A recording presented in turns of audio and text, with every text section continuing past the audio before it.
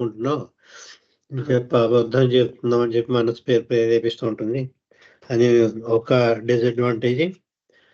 ఇంకోటి కూడా కారణం చెప్పారు. ఆ కారణాల వల్ల మనోనాశ సాధ్యం కాదు అని చెప్పారు. సో మనోనాశ బికమ్స్ ఇంపాసిబుల్ అన్నారు. ఇక్కడ ఇంకో చక్కటి మార్గం చెప్పారు తర్వాతది. బట్ కానీ if selfless action even if it is not perfect, అంటే అది పూర్తిగా పరిపూర్ణత్వం సాధించకపోయినా కూడా సద్గురువుకి మాత్రమే సాధ్యం అవుతుంది సెల్ఫ్లెస్ యాక్షన్. సద్గురువు కానీ అవతార పురుషుడు కానీ వాళ్ళు చేసే పనులన్నీ కూడా వాళ్ళ గురించి కాదు, మానవాళి గురించి చేస్తారు. అంచేత పూర్తిగా వాళ్ళకి 100% నిస్వార్థ సేవ వాళ్ళు చేసేది. వాళ్ళకంటే ఏం అక్కర్లేదు, ఏ కర్మ సిద్ధాంతం ప్రకారం ఏమి చేయక్కర్లేదు. ఎందుకంటే వాళ్ళే భగవంతుడు స్థితిలో ఉన్నారు కాబట్టి. సద్గురువు భగవంతుడి స్థితిలో ఉన్నారు, అవతారుడు ఉన్నారు. కానీ మన గురించి వాళ్ళు ఎన్నో పాటలు పడుతూ ఉంటారు. అది నిజమైన పెర్ఫెక్ట్ 100% నిజాయితీతో కూడిన నిస్వార్థ సేవ అంత చేయలేకపోయినప్పటికీ కూడా అంటున్నారు. But if selfless action even if it is not perfect, అది పరిపూర్ణమైనది అది పరిపూర్ణంగా కాకపోయినప్పటికీ కూడా ఇఫ్ ఇట్ ఈస్ పెర్సిస్టెడ్ ఇన్, అది మనం ఆ మార్గాన్ని ఎంచుకుంటే దాన్ని తప్పకుండా అనుసరించినట్టయితే, తప్పనిసరిగా అనుసరించడం అన్నారు. అంటే ఏ పని చేసినా ఆ పని నీ గురించి చేయకూడదు. నువ్వు చేసే పని కూడా ఏ పని కూడా ఇతరుల గురించే అయి ఉండాలి, నీ గురించి నువ్వేం చేసుకోకూడదు. అంచేత ఈ persisted in a stage is reach, ఒక స్థాయికి నువ్వు చేరుకుంటావు. మానవుడు ఒక స్థాయికి చేరుకుంటాడు. ఎటువంటి స్థాయి అంటే when mind is permanently at piece. Permanently అని మాట ఉపయోగించారు ఇక్కడ, దేనికి ఉపయోగించలేదు. కానీ పెర్మనెంట్లీ డిస్ట్రాయిడ్ అని చెప్పట్లేదు బాబా, ఎన్హిలేటెడ్ అని చెప్పలే, ఈజ్ ఎట్ పీస్ అన్నారు. ఈ పీస్ అంటే ప్రశాంతంగా ఉంటుంది. మనసు ప్రశాంతంగా ఉండడం అంటే ఏమిటంటే, మనసు నిన్ను కోరికల వైపు తీర్చమని అటువైపు ఆలోచన వెళ్ళనివ్వదన్నమాట. నీ గురించి నీకేమీ అక్కర్లేదు. ఒక మునీశ్వరులాగా, ఒక యోగి వేమని ఎలా కూర్చున్నారో అలా కూర్చుంటారు. వాళ్ళ మనసులో ఆలోచనలు వచ్చినప్పటికి కూడా ఆలోచన అంతా నిరంతరం భగవంతుడి గురించే ఉంటుంది తప్ప వాళ్ళకి ఏదో కీర్తి ప్రతిష్టలు కానీ ఇంకోటి కానీ ప్రాపంచికంగా ఏది సాధించాలి అని కోరికలు వాళ్ళకి ఏమి కూడా ఉండవు. ప్రాపంచికమైన సాధించాలని ఏ కార్యం కూడా అది ఉండదు. అంచేత అప్పుడు ఏమవుతుందంటే ఆందోళన ఉండదు, మనసు ప్రశాంతంగా ఉంటుంది అని చెప్తున్నారు. A stage is reached when mind is permanently at peace, అంటే ప్రశాంతంగా ఉంటుంది. ఆ ప్రశాంత వాతావరణంలో ఏం జరుగుతుందంటే ఇట్ సీస్ గాడ్. ఇట్ అంటే ఇక్కడ మనసు అన్నమాట. మానవుని యొక్క మనసు భగవంతుని చూస్తుంది అంటున్నారు. భగవంతుని చూస్తుంది అంటే భగవంతుని యొక్క దర్శనం అయిందనమాట. తను చూస్తున్నదల్లా భగవంతుడే అని స్థితికి చేరుకుంటున్నాడు. ఏది చూసినా అది భగవంతుడే. అది 6వ చైతన్య భూమికలో సంభవిస్తుంది. 6వ చైతన్య భూమికలో ఏం చూసినా భగవంతుని మాత్రమే చూస్తాడు, ఇంకేది చూడడం. ఏదో పులి ఏం చూసినా భగవంతుడు, పావును చూసినా భగవంతుడు, ఏది చూస్తే అది భగవంతుడు. దీన్నే సర్వత్రా భగవంతుని చూసి శక్తి సముపార్జిస్తాడు. ఈ సర్వత్రా భగవంతుని చూసే శక్తి ఎలా సముపార్జిస్తాడు, ఎలా సంపాదించుకుంటాడు? తన గురించి కాకుండా ఏ పని చేసినా ఇతరుల గురించి చేస్తూ ఉంటాడు. ప్రతి పని కూడా ఇతరుల గురించే, తన గురించి ఏ పని కూడా చేసుకోడు. ఆ స్థితిలో ఆ సాధన వల్ల అది పూర్తిగా పరిపూర్ణంగా చేయకపోయినా, 100% చేయకపోయినా నీకు సాధ్యమైనంత వరకు నువ్వు నిస్వార్థ సేవ చేస్తూ ఉండాలి. అలా చేస్తే నువ్వు 6వ చైతన్య భూమికకి ఏ స్థితిలో అయితే నువ్వు భగవంతుడిని చూడగలవో ఆ భగవంతుని చూసి స్థితికి చేరుకుంటావు. ఇట్ సీస్ గాడ్, భగవంతుని చూస్తాడు. కానీ మనసు ఇక్కడ నాశనం అవ్వలేదు, ఇంకా మనసు ఉంది. మనసు ఆలోచిస్తోంది, మనోనాశ అవ్వలేదు. 6వ చైతన్య భూమిలో కూడా మనోనాశ అవ్వదు. 7వ చైతన్య భూమికి వెళ్ళగానే మనసు నాశనం అయిపోతుంది. మనసు నాశనం అవ్వడం, 7వ స్థితికి చేరడం 2 ఒకసారి అవుతాయి. అది ఒకసారి, ఇది ఒకసారి కాదు. 2 ఒకసారి సైమల్టేనియస్‌గా అవుతాయి. అంచేత it sees God but it is not at destroyed. అతను మనసు ప్రశాంతంగా ఉంటుంది తప్ప అది నాశనం కాలేదు అంటున్నారు. డిస్ట్రాయ్ అంటే నాశనం. మనోనాశ అవ్వలేదు.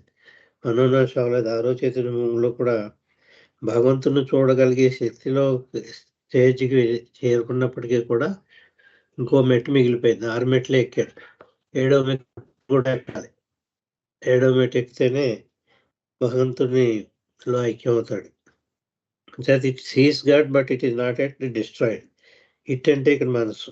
Mind is not at destroyed in 6th plane.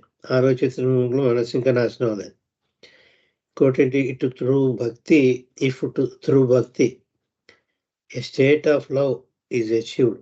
భక్తి మార్గం ద్వారా ఒక స్థితిని కనుక చేరుకుంటే ఆ భక్తి దేని కింద మారుతుందంటే ప్రేమ కింద మారుతుంది. అంచేత if through bhakti a state of love అంటున్నారు, ప్రేమ అంటున్నారు ఇక్కడ. భక్తి ప్రేమ స్థితికి మారితే, అందుకే బాబా అన్నారు ఒక చోట, భక్తి పరాకాష్ఠ చెందితే ప్రేమ. భగవంతుని ఎడల భక్తి కనుక పరాకాష్ఠ చెందితే భగవంతుని మీద ప్రేమ కలుగుతుంది. ఉదాహరణకి మన ఆవిడెవరు ఎంగిలి బట్టలు పెడుతుంది, అహల్య అనుకుంటా, అహల్య కాదు, ఆవిడ రాముల వారి కోసం వేచి ఉంటుంది. రాముల వారికి ఎవరండి? శబరి అండి. Thank you. పేరు వెంటనే గుర్తురాలేదు. శబరి భక్తి ప్రేమగా మారింది. ఆ ప్రేమలో ఎంగిలి పళ్ళు ఇస్తుంది. సాక్షాత్తు తను ఎవరినైతే ప్రేమించిందో ఆ భక్తిని ప్రేమగా మారింది. రాముడు నాకు దర్శనం ఇస్తాడు, అది అవ్వకుండా నేను చచ్చిపోను అని చెప్పి 100 సంవత్సరాలైనా తప్పకుండా వస్తాడు నా దగ్గరికి అని చెప్పేసి ముసలిదైపోయినా కూడా మనకి శబరి కథ మనకు పూర్తిగా తెలుసు. ఆఖరికి ఆనందంలో మంచి పళ్ళు ఇస్తున్నానో లేదో, రుచిగా ఉన్నాయో లేదో అని చెప్పి రుచి చూసి ఎంగిలి పళ్ళు అని ఇంకక్కడ ఉండవు. ఎందుకంటే ప్రేమలు అన్నీ కూడా ఏముండవు, ఇవి తారతమ్యాలు. అమితమైన భక్తి ప్రేమగా మారింది శబరిది. ఆ విధంగా భక్తి కనుక ప్రేమగా మారితే, if through bhakti a state of love is achieved, భగవంతుని ఎడల భక్తి భగవంతుని ఎడల ప్రేమగా మారినప్పుడు by which constant devotion is attained. ఇక్కడ దేని ద్వారా లభిస్తుంది ఇది? భక్తి ప్రేమగా మారడం, నిరంతరం భక్తి ఉండడం, నిరంతరం కాన్స్టెంట్ డివోషన్. అంటే నువ్వు చనిపోయే వరకు కూడా నిరంతరం కూడా భగవన్నామస్మరణ చేసుకోవడం, ఆయన రూపం దర్శించుకోవడం, ఆయన నామం స్మరించడం, అది తప్ప ఇంకేమీ లేదు. శబరి కూడా అలాగే రామ రామ రామ రామ అంటూనే కూర్చుంది. ఆఖరికి ఒక అంటూ కూర్చున్నా కూడా రామ అయిపోయింది. అది ఆ భక్తితోటి కనుక అలా చేస్తే వాడు తిరగేసన్నా కూడా ఫలితం లభించింది. రామ అనకుండా మరా అన్నాడు. వాడికి ఇంకా అర్హత లేదు. అంచేత గురువుగారు ఎవరో మరా అంటూ కూర్చోమన్నాడు. అంటే రామ శబ్దం ఉచ్చరించి స్థాయికి లేడు అతను. అంచేత ఈ గురువు కూడా రామనామాన్ని తిరగేసి అందించాడు. అతను దాన్ని మూర్ఖంగా అమితమైన భక్తితోటి మరా అంటూ కూర్చుంటే రామశబ్దం అయింది. ఆఖరికి రాముడి దర్శనం కూడా అతనికి అయింది. అంచేత ఈ achieved by which constant devotion is attained. అప్పుడు తదేకమైన ఏకాగ్రత భగవంతుని పడన ఏర్పడుతుంది. కాన్స్టెంట్ డివోషన్ ఈజ్ అటైన్డ్ అంటున్నారు. కాన్స్టెంట్ డివోషన్ అంటే ఏకాగ్రత, భగవంతుని ఎడల ఏకాగ్రత ఏర్పడుతుంది. దెన్ అటువంటి పరిస్థితిలో this peace of mind is attained. ఇక మనసు యొక్క ప్రశాంతి, అదేంటి మనస్సు ప్రశాంతంగా ఉండే స్థితికి చేరుకుంటాడు. అంటే 6వ చైతన్యంకి చేరుకుంటాడు. Then this peace of mind and seeing God comes. అంటే అప్పుడు ఈ మనస్సు శాంతంగా ఉంటుంది, ప్రశాంతంగా, అదేమీ కోరదు, నిశ్చలంగా ఉంటుంది. ఆ నిశ్చలత భగవంతుడి మీదే ఉంటుంది. నిశ్చలంగా ఉండడం ఒక ప్లస్ పాయింట్. ఆ నిశ్చలత దేని మీద లగ్నం అయి ఉందంటే మనస్సు భగవంతుడి మీదే లగ్నం అయింది. నిశ్చలంగా ఉంటూ భగవంతుడి మీద లగ్నం అయి ఉంది. పరాకాష్ఠ స్థితికి చేరింది. అంచేత సర్వత్రా భగవంతుని చూసే స్థితికి చేరుకుంటుంది. అదే మనసు యొక్క ప్రశాంతత, పీస్ ఆఫ్ మైండ్. మనం చెప్పుకునే పీస్ ఆఫ్ మైండ్ వేరు ప్రపంచంలో. And then this peace of mind is peace of mind and seeing God everywhere comes. అప్పుడు అది సాధిస్తాడు. So if one says I am God, I am not body, మళ్ళీ వెనక్కి వచ్చారు. అంచేత నేను భగవంతుడిని, నేను ఈ శరీరాన్ని కాదు అంటే, and persist in this saying with 100% faithfulness. అంచేత నేను భగవంతుడిని, నేను మానవుడిని కాదు, నేను భగవంతుడిని అనేది ఈ స్టేట్లో చెప్పుకుంటే, అంటే ఇంకే ఆలోచన ఉండకూడదు అసలు. ప్రాపంచికమైన ఆలోచనలు కించేత కూడా లేకుండా 100కి 100 100% ఫెయిత్ఫుల్నెస్ ఉంటున్నారు. భగవంతుని మీద విశ్వాసం ఎలా ఉండాలి? 100కి 100 ఉండాలి. 100% అని ఖచ్చితంగా చెప్పారు ఇక్కడ. 100% ఫెయిత్ఫుల్నెస్, భక్తిభావం, ఆత్మభావం అంటే యువర్స్ ఫెయిత్ఫుల్లీ అని రాస్తుండేవారు. ఇప్పుడు ఇంగ్లీష్ వాళ్ళు నేర్పారు మనకి. నీకు విధేయుడై ఉన్నాను అని చెప్పి లెటర్స్‌లో రాసేసి ఆఖరికి యువర్స్ ఫెయిత్ఫుల్లీ నేర్పారు. నీకు విధేయుడై ఉంటానని. అలాగే ఈ భక్తులు కనుక 100కి 100 విధేయతతోటి కనుక ఉండి నిజంగా తదేకంగా నేను మానవుడిని కాదు, నేను ఈ శరీరాన్ని కాదు, నేను భగవంతుడినే అని అనుభవంతోటి ఉంటే, and persist in this saying with the 100% faithfulness at the cost of everything. అంచేత ఇక్కడ చాలా అవరోధాలు, ఆటంకాలు వస్తాయి. అవన్నీ లెక్క చేయకుండా ఉండాలి. అంచేత at the cost of everything అన్నారు.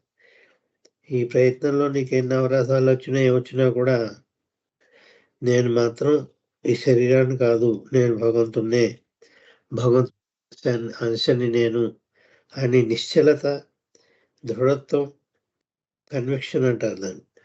100% ఫెయిత్ఫుల్నెస్‌కి అర్థం ఏంటంటే కన్విక్షన్, దృఢ విశ్వాసం. ఆ దృఢ విశ్వాసంతో భగవంతుని యెడల దృఢ విశ్వాసంతోటి ఈ భావన కలిగి ఉంటే, I am God, I am not the body అనే భావన కలిగి ఉంటే, అప్పుడు కూడా then this peace of mind is achieved.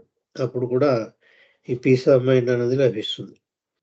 ఆ పీస్ ఆఫ్ మైండ్ లభిస్తే ఏమవుతుంది? సర్వత్రా భగవంతుని స్థితికి చేరుకుంటాం. అంటే ఆరో చైతన్య భూమికి చేరుకుంటాం. ఆరో చైతన్య భూమికి చేరుకోవడానికి కూడా ఇంత ఇవన్నీ కావాలి.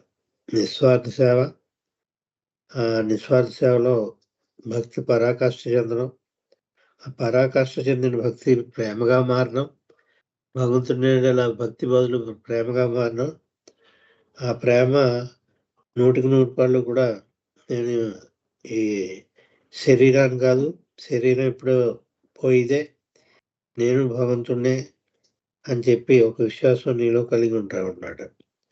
అంచేత peace of mind is achieved. But for manonash there is always the need of help of a perfect master. కానీ ఇంత స్థితికి చేరినా కూడా అక్కడ నీకు మనోనాష్ సాధించగలవని అంత నువ్వు అంటే సాధించలేవు అని చెప్తున్నారు.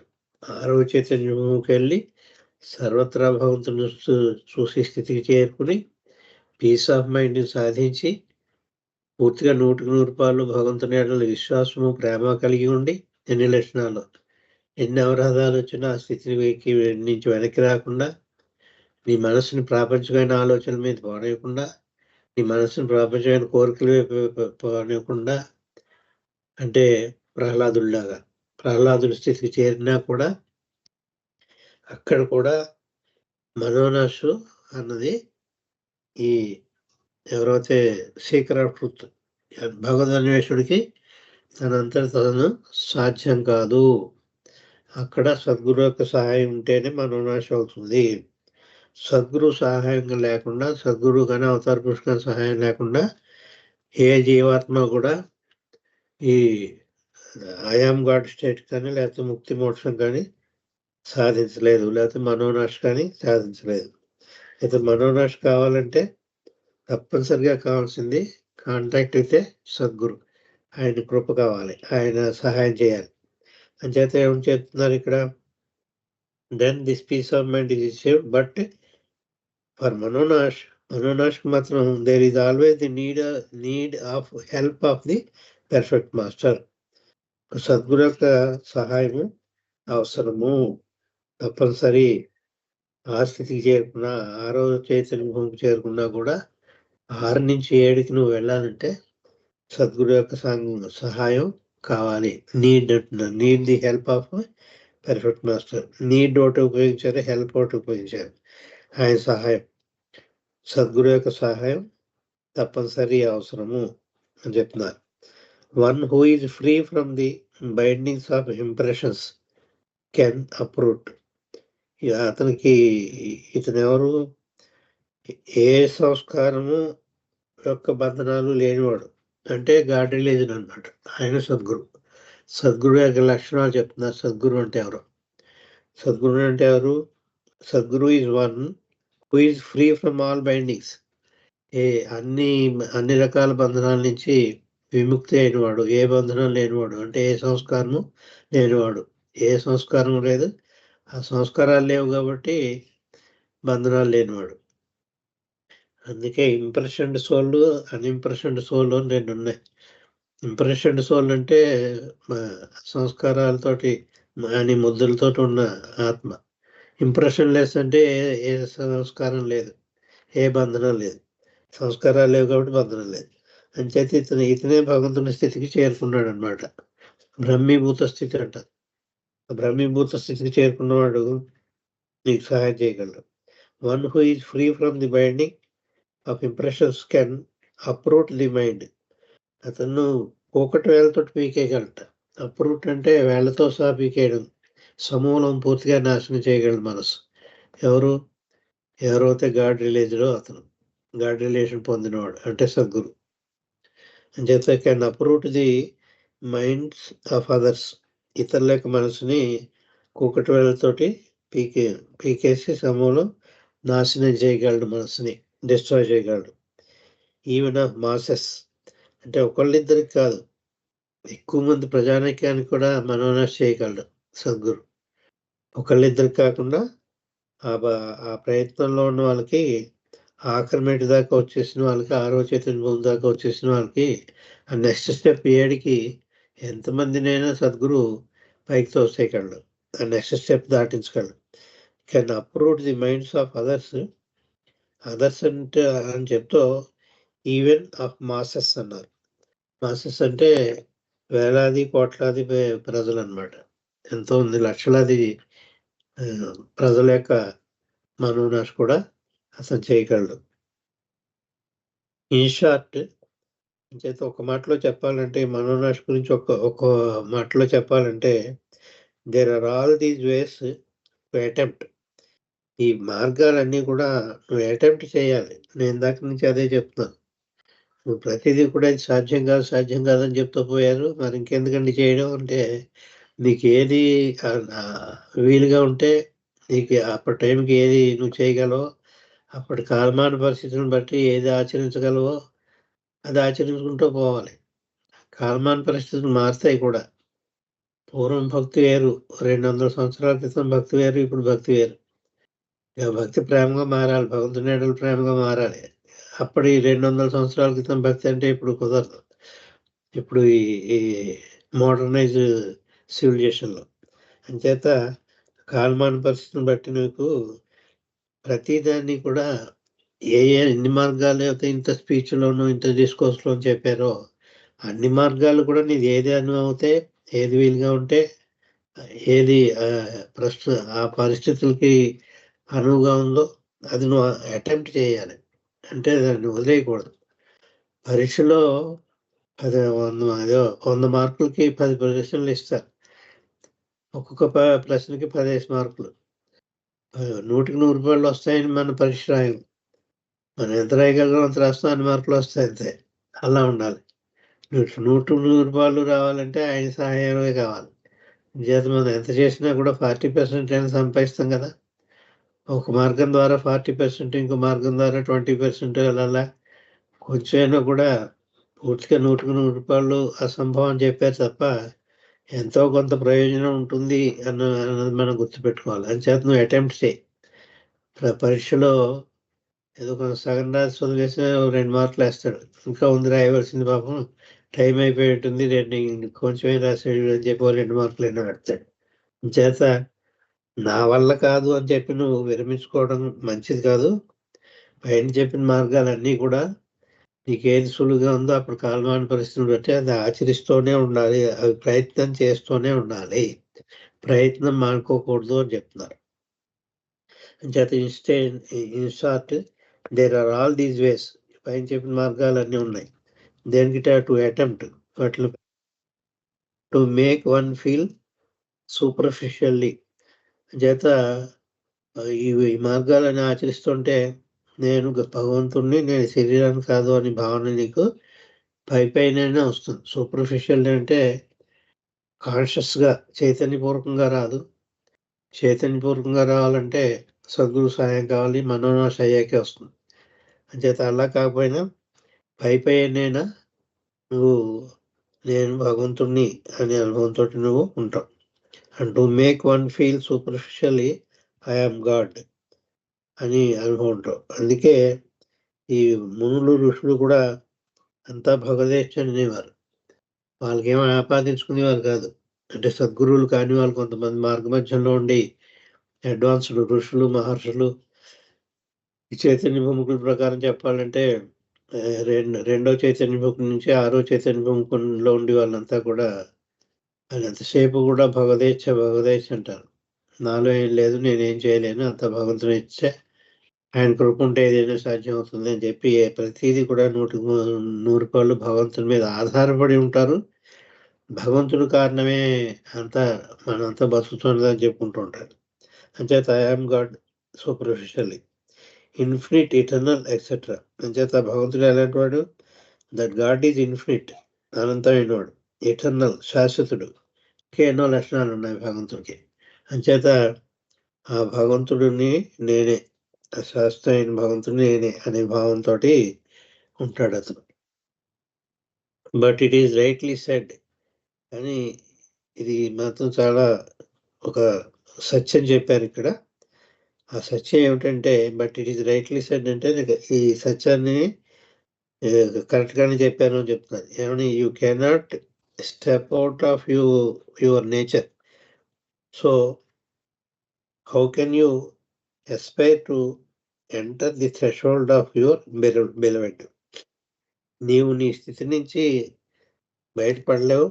స్టెప్ అవుట్ అంటే అందులోంచి ఆ అనుభవంతో బయటపడలేవు. So how can you aspire to enter the threshold of your beloved? అంచేత ఆయన గుమ్మం దగ్గరికి ఎలా వెళ్ళగలవు? నీ ప్రీతముని యొక్క గుమ్మం దగ్గరికి ఎలా వెళ్ళగలవు? అంచేతంటే నేను అనే భావన అక్కడ ఉండిపోయినంత వరకు నువ్వు ప్రీతముని యొక్క గుమ్మం దగ్గరికి కూడా వెళ్ళలేము. అంచేత నేను అనే భావనైనా చంపుకోవాలి అని చెప్తున్నారు. నేను ఫలానా, నేను మల్లికార్జునరావుని అని భావన, నేను నువ్వు నేను ఉన్నంత వరకు కూడా నువ్వు నీ ప్రీతముని యొక్క గుమ్మం దగ్గరికి కూడా వెళ్ళలేవు. You cannot step out of your nature. నీ సహజ సిద్ధమైన స్వభావం నుంచి బయటపడలేవు. So how can you aspire to enter the threshold of your beloved? అంచేత నీ సహజ సిద్ధమైన ఆ లక్షణాలు పోగొట్టుకుంటే తప్ప నువ్వు ఆ ప్రభు యొక్క దరికి చేరలేవు, ఆయన గుమ్మం దగ్గరికి. ఫాలోయింగ్ డిఫరెంట్ పాత్స్, అందుకే చెప్తున్నారు, ఇందాక చెప్తున్నారు. డిఫరెంట్ పాత్స్, అనేక రకాలైన మార్గాల్ని అనుసరిస్తూ ఏది ఎవరు అనుసరించినా వాళ్ళకి ఇష్టం అనుసరించవచ్చు. తప్పు ఇది రైట్ అని చెప్పడానికి వీల్లేదు. వాడు ఆ దిశలో ఉన్నాడు, అది అనుసరిస్తాడు, తప్పులే. వాడు స్థాయి మంచి తర్వాత ఇంకోటి ఆచరిస్తాడు, కానీ ఆచరిస్తున్నాడు. ఈ మార్గంలో ఇన్ని పైన బోల్డ్ మార్గాలు చెప్పుకున్నాం మనం, చాలా విపులంగా కూడా చెప్పుకున్నాం ఎన్నో మార్గాలు. అన్నీ ఇంపాసిబుల్ అని చెప్పారు బాబా. అంటే దానివల్ల మాత్రమే నీకు మనోనాశ అవ్వదు. ఆఖరికి మనోనాశ అవ్వాలంటే ఆయన యొక్క సహాయమే కావాలి. సద్గురువు యొక్క సహాయం ఉండి తీరాలి. కానీ నీ ప్రయత్నం మాత్రం నువ్వు తప్పనిసరిగా చెయ్యి, అటెంప్ట్ చెయ్యి. అంచేత నువ్వు చేసుకునేది చేసుకో, ఫలితాన్ని ఆశించొద్దు. గీతలో కూడా అదే చెప్పారు కదా! నువ్వు కర్మ సిద్ధాంతం ప్రకారం చేయవలసిన పనులన్నీ చేసుకో. దాని ఫలితాన్ని ఆశించకుండా చేసుకో. అది ఎవరికీ నొప్పించకుండా చేసుకో. ఇతరులకు సహాయపడేటట్టుండి చేసుకో. నీ స్వలాభం గురించి చేయకు పని. ఇతరుల లాభాల గురించి చేయి. ఇవన్నీ ఈ సూత్రాలన్నీ ఆచరిస్తూ మనం జీవనం జీవిస్తే అది తప్పకుండా ఆయనకి ఆ స్థితికి ఆరవ చైతన్య స్థితికి తీసుకెళ్తుంది. అక్కడ ఒక మెట్టు ఆయన ఎక్కించేస్తారు. మనలాంటి వాళ్ళ కోసం ఎదురు చూస్తూ ఉంటారు. ఆరిదాకా వస్తాడా లేదా అని. చేత ఆరిదాకా వెళ్తే మిగిలిన ఆయన పని చూసుకో. అక్కడ మనం ఆయనకి ప్రార్థించక్కర్లేదు కూడా అక్కడ. నన్ను ఆరిదాకా వచ్చాను ఏడు ఎక్కించు అని చెప్పక్కర్లే. చేత ఫాలోయింగ్ డిఫరెంట్ పాత్స్ పైన చెప్పిన అనేక మార్గాలు అనుసరిస్తూ ఆచరిస్తూ different people encounter different difficulties. అయితే అనేక మంది ప్రజలు అనేక రకాలైన కష్టాలు ఎదుర్కొంటారు. ఇందులో కష్టాలు కూడా ఉంటాయి. అంత సులువు కాదు. చెప్పినంత సులువు కాదు. అంటే different people encounter different difficulties. అనేక మంది అనేక రకాలైన కష్టాలను ఎదుర్కొంటూ ఉంటారు. కష్టాలు చెప్పలేం మనం. ఒక్కొక్కరు ఒక్కొక్క రకంగా ఉంటాడు. ఒక డబ్బు చాలా ఎక్కువ ఉంటుంది. చాలా ఎక్కువ డబ్బు ఉండడం వల్ల వాడికి అదే కష్టం అవుతుంది. ఈ డబ్బు లేకపోయినా బాగుండింది నాకు, ఈ డబ్బుతోటి అన్నీ వచ్చే చిక్కులని ఏడుస్తూ ఉంటాడు వాడు. అవి కావాల్సినంతగా దానికంటే ఎక్కువ డబ్బు ఉన్నా కూడా అది సమస్యే. Different difficulties. Some who do not know the technique of meditation go mad. అంచేత ఈ ధ్యాన మార్గం అనుసరించే వాళ్ళు కొంతమంది అంటే మెడిటేషన్ అంటే చెప్పుకున్నాం మనం. మళ్ళీ చెప్పక్కర్లేదు. ధ్యానం అన్నమాట. తపస్సు చేసుకోవడం కానీ, ధ్యానం కానీ. కొంతమంది పిచ్చి కూడా పిచ్చి వాళ్ళు అయిపోయారు వాళ్ళు. నిజంగా పిచ్చి వాళ్ళు అయిపోయారు ఆ మెడిటేషన్‌లో. ఆ ట్రాన్స్ అనేది వెళ్తూ ఉంటారు. వాళ్ళు ఊరికే ఊగుతూ ఉంటారు. మనం కూడా చూయించాడు ఏదో. కుండలిని అని ఉంది. అది చాలా తప్పు. అది చాలా చాలా ఖండించారు బాబా. లోపలున్న ఒక శక్తి ఉంటుంది. అమితమైన శక్తులు కలిగి ఉంటుంది. దాన్ని బయటికి తీయడం. ఆ కుండల్ని బయటికి తీయడం చాలా తప్పు. అది చేయొచ్చు. మార్గం ఉంది. అది థియరీ ఉంది. థియరీ తప్పు లేదు. కుండలిని ఉంది. కుండల్ని బయటకి తీసి ప్రక్రియ ఉంది. కానీ దాని వైపుకి వెళ్ళకండి. అది భగవంతుడికి దానికి సంబంధం లేదు. అది ఆధ్యాత్మ మార్గం కాదు. కుండలిని అన్నమాట అసలు తీసుకురాలేదు బాబా. ఒకసారి రిఫరెన్స్‌లో ఇచ్చారు. నేను చదివాను. కానీ it is not a right way అని చెప్పారు. ఈ కుండలిని అన్నది తప్పుడు మార్గం. అది వాడు కొంచెం కూరుకుపోతాడు. వాడి పరిస్థితి అటు ఇటు కాకుండా సందిగ్ధంలో పడిపోతాడట. అగాధం ఉంటుంది. అగాధంలో పడిపోతాడట. ఆ కుండల్ని ప్రయత్నించినవాడు. అంచేత ఈ మెడిటేషన్‌లో ట్రాన్స్‌లోకి వెళ్ళిపోవడం కూడా ఇంచుమించులో అలాంటిదే. ట్రాన్స్ అంటే ఇంకా అన్‌కాన్షియస్ స్టేట్‌కి వెళ్ళిపోతాడు. వాడు కర్మ సిద్ధాంతం ప్రకారం చేసేది ఏమి చేయడు. ఇంక చేయలేడు. ఆ ట్రాన్స్‌లోకి వెళ్ళిపోతే. అంటే మనకి ట్రాన్స్ అంటే ఏమిటంటే ఇంకెవరైనా తెలియని వాళ్ళు ఉంటే కోమా స్థితిలోకి వెళ్ళిపోతాడు. ఏదైనా యాక్సిడెంట్ అయితే హెడ్ ఇంజరీ అయినా కూడా కొంతమంది బ్రెయిన్ డెడ్ అంటూ ఉంటారు. బ్రెయిన్ డెడ్ అంటే బ్రెయిన్ పనిచేయదు అలాగ. వాడు చచ్చిపోడు. ఆహారం మిగిలినవన్నీ పనిచేస్తుంటాయి. ఆహారం పెడితే తింటాడు, అరిగించుకుంటాడు, అన్నీ ఉంటాయి. శ్వాస పీలుస్తాడు, బాగానే ఉంటాడు. వాడు చచ్చిపోడు. బలవంతం చంపాలి వాడిని. అంచేత బ్రెయిన్ ఒకటి పనిచేయదు. బ్రెయిన్ పిచ్చి ఎక్కిపోదు. అది ఆగిపోతుంది. గడియారానికి పడినట్టు ఆగిపోతుంది. అంచేత బ్రెయిన్ డెడ్ అంటారు. దాన్నే కోమా స్థితి అనొచ్చు. ఇక్కడ మెడిటేషన్‌లో ట్రాన్స్. ఆ ట్రాన్స్ వల్ల ఏమవుతుందంటే సంస్కారాలు ఖర్చు పెట్టడం ఉండదు. భగవంతుడిని స్మరించడం ఉండదు. అసలు ఈ మనలో ఉండడు వాడు. మనలో ఉంటే కదా భగవంతుడు కొన్ని ఆరాధించడం కానీ, పూజించడం కానీ, ప్రేమించడం కానీ వాడి ఆత్మకి అసలు పాపం భగవంతుడే ఉండడు. ఇంచుమించులో మస్తులు కూడా అలాంటి వాళ్ళే. మధ్యలో ఆగిపోయిన వాళ్ళు స్టకప్. వాళ్ళ ఆధ్యాత్మ మార్గంలో స్టకప్ అయిపోయారు. అలాంటి వాళ్ళని 36,000 మందిని బాబా కాంటాక్ట్ చేసి వాళ్ళని మళ్ళీ వాళ్ళ ప్రయాణం పునఃప్రారంభింపచేశారు. ఆధ్యాత్మ మార్గంలో ఎన్నో చైతన్య భూమికల్లో ఆగిపోయారు వాళ్ళు. వాళ్ళ ఆధ్యాత్మ ప్రయాణం ముందరికి వెళ్ళటం లేదు, వెనక్కి వెళ్ళటం లేదు. ఆగిపోయిందక్కడ. ఆగిపోయిన వాళ్ళందరినీ ఒక పుష్ ఇచ్చి వాళ్ళు మళ్ళీ ఆయన టచ్ వాళ్ళు కానీ, ఆయన కాంటాక్ట్ వాళ్ళు కానీ పుష్ ఇచ్చారు. అప్పుడు వాళ్ళు మామూలుగా ఈ ప్రాపంచిక చైతన్యంలో వచ్చి వాళ్ళు మళ్ళీ వాళ్ళ ప్రయాణాన్ని వాళ్ళు పునఃప్రారంభిస్తారు. అంచేత ఈ ట్రాన్స్ కానీ, కుండలిని కానీ, ఈ మస్తులు కానీ ఇవన్నీ కూడా అటువంటి ప్రమాదమే.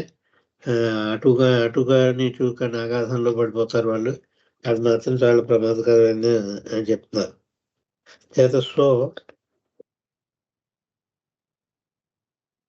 So say that they should never see a woman. ఉదాహరణ చెప్తున్నారు. సో కాదు, సంసే కొంతమంది అనుకుంటారు, ఇలా ప్రతినిపు ఉంటారు. ఎవరిని some say that they should never see a woman. ఒక స్త్రీని మనం కళ్ళతో చూడకూడదు అంటే చూస్తే వ్యామోహం ఏర్పడుతుంది కాబట్టి నేను స్త్రీని చూడను అని ఒట్టెట్టుకుంటాడు. అలా పెట్టుకుని they get so nervous about it all. అంచేత చూస్తే వాడికి ఏదైనా భయం పట్టుకుంటుంది. ఇంక వాడు పెళ్లి చేసుకోడు. స్త్రీ అంటే విరక్తి పుడుతుంది అనమాట. అది కూడా కరెక్ట్ పద్ధతి కాదు, ఇలాంటివి కూడా. అంచేత they get so nervous about it all. దాని గురించి చాలా బలహీనం అయిపోతారు. అది ఆధ్యాత్మికంలో వేకప్ స్టేట్లోనే ఉండాలని. నార్మల్ స్టేట్లో ఉంటూ ఇప్పుడు నేను ఎలాగైతే ఉన్నానో ఆ స్టేట్, మీరంతా విని వాళ్ళల్లా ఏ స్టేట్లో ఉన్నారో ఆ స్టేట్లోనే ఉన్నారు. ఇవన్నీ విపరీతమైన బుద్ధులు. కొన్ని సినిమాల్లో చూస్తుంటాడు, వాడు పెళ్లి చేసుకోడు. ఎందుకు అంటే నాకు స్త్రీ అంటే విరక్తిభావం, అసలు చూడను, దాని కన్నెత్తి కూడా చూడను, స్త్రీ అంటే నాకు విరక్తి పుట్టింది అంటుంటాడు. నువ్వు స్త్రీల మధ్య ఉంటూనే దాన్ని జయించాలి, కామాన్ని జయించాలి. అది గొప్ప, కానీ నేను స్త్రీని కన్నెత్తి చూడను అంటే అది కరెక్ట్ ఇది కాదు. They get so nervous about it అన్నారు. The fact is all is God. నువ్వు ఏ స్త్రీని అయితే చూడనట్టు పెట్టుకున్నావో ఆ స్త్రీలో కూడా భగవంతుడు ఉన్నాడు కదా అంటున్నారు బాబా ఇక్కడ. అందరూ భగవంతులే. చేత నువ్వు విరక్తి భావం ఉపయోగించి దాన్ని ద్వేషభావం పెంచుకోవడం సరి అయిన ప్రక్రియ కాదు. ఎవరి మీద కూడా, ఒక స్త్రీ మీద కానీ లేకపోతే ఇంకొకరి మీద కానీ అందరినీ ప్రేమించాలి. అందరిలోనూ భగవంతుడు ఉన్నాడు. అంటే స్త్రీని వెలివేస్తే ఎలాగా? The fact is all is God. సత్యం ఏమిటంటే అందరూ భగవంతుడే, సర్వత్రా భగవంతుడు ఉన్నాడు. But you are misled by this shameless mind. కానీ నువ్వు నీకు అసలు తప్పు ఎక్కడుందంటే ఈ సిగ్గులోని మనసు వల్ల నువ్వు మోసగివ్వబడుతున్నావు. మిస్లెడ్ అంటే తప్పుడు మార్గంలో పెడుతున్నావు. మనసు చెప్తోంది ఇలాంటివన్నీ కూడా, ఒక స్త్రీని చూడకూడదు అలాంటివన్నీ. నీ మనసు వేసి పిచ్చి పిచ్చి చేస్తున్నావు. మనసు చేసి పిచ్చి పిచ్చి చేస్తున్న వల్లే కొంతమంది పాడైపోతుంటారు. బట్ యు ఆర్ మిస్లెడ్ అంటే తప్పుడు మార్గంలోకి వెళ్తున్నావు. దేని ప్రభావం వల్ల? ఈ సిగ్గులేని మనసు వల్ల. బై దిస్ షేమ్లెస్ మైండ్ అన్న. The mind is so shameless. ఈ మనసుకి ఎంత సిగ్గులేందంటే that the more you wish to get rid of it, the more you get entangled into it. మనసు ఎంత సిగ్గులేందంటే దాన్ని ఎంత విదిలించుకుందామని చూస్తావు, ఎంత నాశనం చేద్దాం అనుకుంటావు, అంత నీ వెంపటి పడుతూ ఉంటుంది. ఎంత దాన్ని అసలు దాని తలంపేది రాకూడదు అని చెప్పి అనుకోవడం ఎలాంటిదంటే, ఎవరో ఒకరిని నువ్వు మనసులోకి కోతి అన్నది రాకుండా కూర్చో ఒక అరగంట సేపు అన్నట్ట. వాడు అరగంట సేపు కాదు కూర్చోగానే కోతి వస్తుంది. కోతి అన్నది మాత్రం మనసులోకి రాకూడదు. నువ్వు కూర్చో, ఎంతసేపు కూర్చుంటావంటే వాడు కూర్చోగానే వచ్చి కోతే వస్తుంది. ఎందుకంటే చెప్పారు పైగా, ఏది రావద్దు అని చెప్పామో మనం అదే తెప్పిస్తుంది మనసు. చేత మనసు అంత సిగ్గులేదు. నువ్వు దాన్ని దాన్ని నాశనం చేద్దామని ఎంత గట్టిగా ప్రయత్నిస్తే అంత ఎక్కువగా నీ పీకి పట్టుకుంటూ ఉంటుంది మనసు. అంచేత మనోనాశ అనేది అంత కష్టం. The mind is so shameless that the more you wish to get rid of the mind, the more you get entangled into the mind. ఎంత ప్రయత్నిస్తే అంత అందులో కూరుకుపోతావు మనసులో. Just as when you try to, ఎలాగంటే ఒక ఉదాహరణ చెప్తున్నారు. Just as when you try to take out 1 foot from the mire. నువ్వు బురదలోంచి నడుస్తున్నావు, బురదలో నడుస్తుంటే ఒక కాలు తీసావు, అమ్మాయ ఈ కాలు తీసేసాను అనుకుంటావు. అంటే రెండో కాలు బురదలోనే ఉంది. రెండో కాలు బురదలో ఉన్నప్పుడే ఒక కాలు తీయగలం. అది తీసి మళ్ళీ పైకెత్తి మళ్ళీ బురదలోనే వేయాలి. అంచేత 2 కాళ్ళు బురదలోనే ఉన్నాయి. ఒక కాలు తీసినంత మాత్రాన్ని నువ్వు మళ్ళీ ఎక్కడ వేయాలి? మళ్ళీ బురదలోనే వేస్తావు. అలా బురదలో చిక్కుకుపోయిన, మడ్డలో చిక్కుపోయిన నీ కాళ్ళ లాంటివే ఇది అని చెప్తారు. Just as when you try to take out take out 1 foot, ఒక పాదాన్ని తీస్తే ఫ్రమ్ ది మైర్, బురదలోంచి, the your other foot gets stuck more deeply. నీ రెండో కాళ్ళు బాగా అందులోకి చొచ్చుకుపోయిన ఉన్నప్పుడే ఈ కాలుని నువ్వు తీయగలవు. రెండో కాలు మీద బలం పెట్టి బాగా బురదలో లోపల దాకా గుచ్చుతావు. అది అలా గుచ్చేసినప్పుడే రెండో కాలు బయట తీయగలవు. అంచేత ఈ కాలుని తీసానన్న సంతోషం కంట రెండో కాలు నీకు అందులో కూరుకుపోతుందన్న విచారం ఎక్కువ ఉంటుంది. Your other foot gets stuck more deeply. All the same you have to get rid of this troublesome mind. అంచేత ఈ విధంగానే బురదలో చిక్కుకున్న మనిషి బురదలో నడుస్తున్నవాడు ఆ బురద నుంచి బయటపడడం ఇంకొకడు ఎవడో వచ్చి లాగాలి వాడిని. వీళ్ళు రాలేడు. పైన ఏదో కట్టి అది పట్టుకుని లాగాలి. వాడంతటా వాడు రాలేడు. అలాగే మనస్సు యొక్క ప్రభావం నుంచి బయటపడాలంటే ఆ ప్రయత్నం చేస్తూ ఉంటేనే మనస్సుకు తెలిసిపోతుంది. అంచేత సహకరించదు. దాన్ని నాశనం చేస్తున్నాం అన్న విషయం తెలిసిపోతుంది. దాన్ని పక్కకు పెట్టేస్తున్నాం, అది చెప్పినట్టు లేదు. అదేం చెప్తే దాన్ని వ్యతిరేకంగా చేస్తున్నాం. దాన్ని ఎలా అయినా నాశనం చేద్దామని చూస్తున్నాం. దాని ప్రభావం లేకుండా చేస్తున్నాం. అంచేత అది ఊరుకుంటుందా మనసు? అది చాలా ప్రమాదకరమైంది కాబట్టి, సిగ్గులేదు కాబట్టి అది ఇంకా ఎక్కువ నిన్ను పీకి పట్టుకుంటూ ఉంటుంది అని చెప్తున్నారు. మనోనాష్ ఈజ్ రియల్ సమాధి ఆఫ్ ది మైండ్. ఈ మనస్సుకి సమాధి స్థితికి తీసుకెళ్తే అదే మనోనాష్. సమాధి స్థితి అంటే మెలకుగా ఉండగానే నిద్రావస్థకి వెళ్ళడం. మెలకుగానే ఉన్నాం కానీ నిద్రావస్థకి వెళ్ళాలి మనం. అది మనోనాష్ ఈజ్ రియల్ సమాధి ఫర్ ది మైండ్.